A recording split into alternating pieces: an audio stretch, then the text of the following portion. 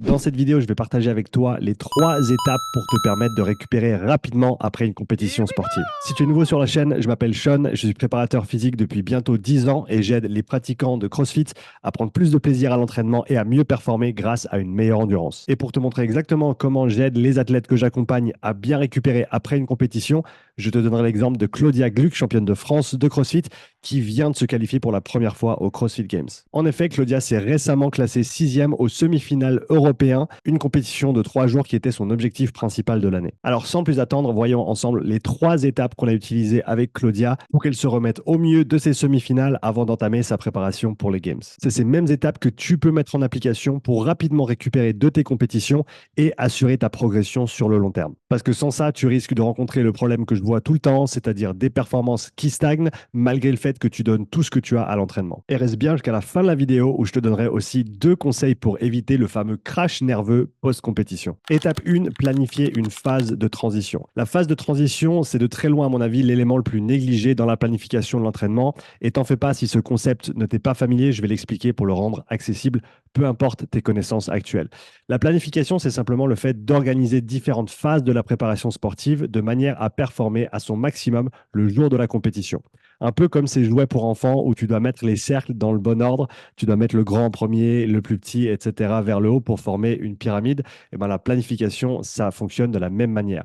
Cette planification, elle comprend 4 phases principales. Une phase générale, une phase spécifique, une phase de compétition et cette fameuse phase de transition. Si tu veux en apprendre plus sur la planification, laisse-moi un commentaire sous la vidéo pour me le laisser savoir. Revenons maintenant sur la phase de transition. Comme on vient de le voir, elle prend place tout de suite après la compétition. C'est le maillon qui lie en fait différents cycles d'entraînement ensemble. Cette phase de transition, elle peut durer de quelques jours jusqu'à quelques semaines selon le contexte. Un exemple concret dans le CrossFit, Matt Fraser, 5 fois vainqueur des CrossFit Games, qui prenait toujours un mois complet off après les CrossFit Games avant de reprendre sa préparation pour la saison suivante. Pour Claudia, après les semi-finales, elle a pris 2 semaines quasiment complètes. Ça peut paraître beaucoup, mais plus ta compétition est importante, plus il est important de couper après. Si tu pratiques un sport collectif ou que tu as beaucoup de compétitions dans la saison, tu ne pourras pas prendre autant de temps après chaque match ou chaque course, bien entendu, mais même 1 ou 2 jours peuvent être bénéfiques selon le contexte. Donc, rappel pour ce premier point, n'oublie pas de prévoir cette phase dans ton calendrier sportif. Elle fait partie intégrante de la planification. Mais alors, qu'est-ce qu'il faut faire durant cette phase de transition? C'est ce qu'on va voir sur cette deuxième étape. Étape 2, réduire, voire stopper tes activités sportives. Et si ça te choque d'entendre ça, c'est normal. Mais je vais t'expliquer exactement pourquoi dans un instant. Après une compétition, tu te retrouves souvent dans une de ces 2 situations. Soit tu as très bien performé et tu veux reprendre tout de suite parce que tu es motivé à continuer, soit tu n'as pas performé au niveau que tu souhaitais et tu veux compenser, reprendre tout de suite, rattraper ton retard, voire même pire, te punir pour ta mauvaise performance. Dans les 2 cas, je peux te garantir que ce n'est pas la bonne solution. En effet, il faut que tu te donnes le temps de te régénérer, comme quand tu remplis le réservoir à la station essence ou la batterie de ton téléphone. Et même si tu ne te sens pas très fatigué, la récupération, c'est quelque chose qui doit s'effectuer à tous les niveaux, c'est-à-dire au niveau de ton système nerveux, de tes émotions, donc la sphère émotionnelle, au niveau structurel de tes articulations, de tes muscles, au niveau métabolique et au niveau hormonal. Et il faut respecter ce processus de récupération. Donc non, tu vas pas tout perdre quand tu t'arrêtes. Alors certes, tu vas perdre un petit peu, mais plus rapidement tu comprendras l'importance de cette phase de transition et plus vite tu pourras véritablement débloquer tes performances. En vérité, c'est un énorme problème de vouloir être performant à tout moment de l'année. Si c'est ce que tu veux faire, tes performances, elles vont jamais vraiment pouvoir augmenter. Imagine 2 cas très très concrets. Dans le premier, tu as une mer qui est calme, qui est plate. Et bien entendu, si c'est plat à gauche, c'est plat à droite, c'est partout la même chose. Alors que si tu as un orage et qu'on a des grandes vagues, eh ben, on a le haut de la vague, mais on a le creux entre les vagues également. Et en fait, ces phases de transition, c'est le creux de la vague qui va te permettre de monter jusqu'en haut de la vague suivante sur la phase d'entraînement suivante. Encore une fois, à toi de choisir. Tu peux être médiocre toute l'année ou tu peux performer à des moments clés avec une bonne planification. En gros, il faut laisser au corps et à la tête le temps de se remettre, voire même de se désentraîner un petit peu après une compétition. Donc, tu peux te permettre de ne rien faire pendant un temps et ensuite de reprendre des activités légères, non structurées et différentes de ce que tu as l'habitude de faire. Va par exemple faire un match de volley avec tes amis ou une rando en forêt. Tu sais, les trucs que tu fais pas vraiment quand tu es focalisé à fond sur tes entraînements. Et si tu as encore de la peine avec ce concept, sache que tu n'es pas seul. Pour Claudia, elle a pris plusieurs années à comprendre l'importance de changer drastiquement de rythme durant ces phases de transition. Maintenant, elle sait que durant ces quelques semaines de l'année, elle peut profiter de la plage, du soleil, de ses amis, de sa famille, parce que ben, pour elle, en tout cas, quand le sport, c'est ton métier, il faut savoir prendre des vacances un petit peu de temps en temps. Et l'avantage caché de cette phase de transition, c'est que tu auras vraiment, vraiment envie de t'entraîner quand tu t'y remets. Donc, pour conclure sur ce deuxième point, coupe le sport, récupère et fais confiance au processus d'entraînement.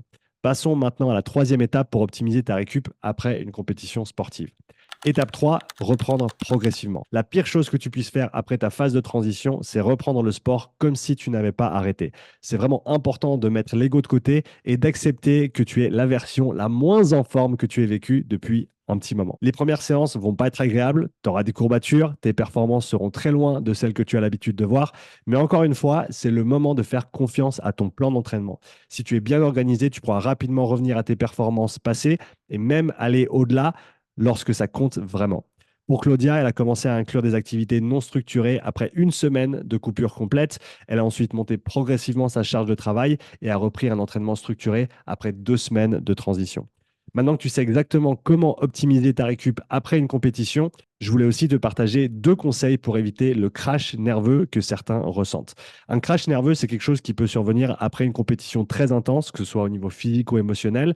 Et quand ça arrive, c'est un peu comme si tu te sentais tomber malade, tu sens que ton corps est vraiment au bout du rouleau. Si ça arrive une fois ou deux par année, c'est pas trop grave.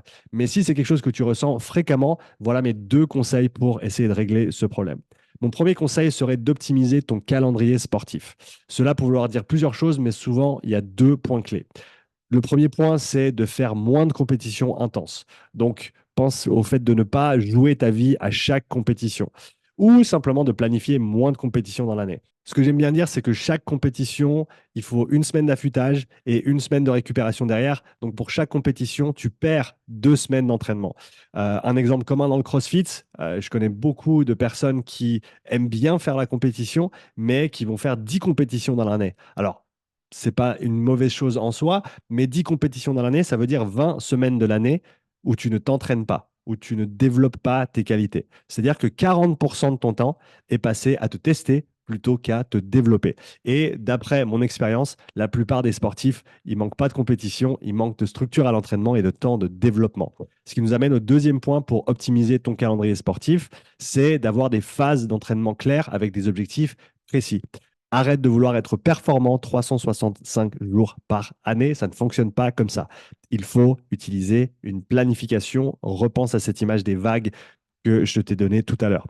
Pour Claudia, c'était un des changements les plus importants qu'on ait fait avec le staff de coaching cette saison. Elle a choisi 2 grosses compétitions en priorité et pour chaque compétition, avait une phase générale qui était claire et une progression cohérente du volume et de l'intensité pour être au top le jour J. Et bien sûr, la phase de transition qui va avec. Mon deuxième conseil pour éviter le crash nerveux serait de faire plus d'endurance fondamentale, aussi appelée zone 2. Toutes les personnes avec qui j'ai travaillé qui souffraient de ce genre de crash nerveux après des compétitions de manière fréquente ont vu des améliorations importantes après quelques semaines d'endurance fondamentale. Pour faire simple, l'endurance fondamentale va t'aider à développer ta capacité de travail ou simplement augmenter la taille de ton réservoir ou la taille de ta batterie. Et plus ton réservoir est grand, plus ta batterie est grande et plus tu pourras tolérer de volume et d'intensité avant de devoir le remplir à nouveau. Si tu veux savoir exactement comment implémenter la zone 2, je t'ai préparé une présentation complète sur le sujet, disponible gratuitement en cliquant simplement sur la fenêtre ici. Merci d'avoir regardé cette vidéo. N'oublie pas de me laisser un commentaire avec tes suggestions pour les futurs contenus de la chaîne. Et si tu aimes bien ce nouveau format, fais-le moi savoir également.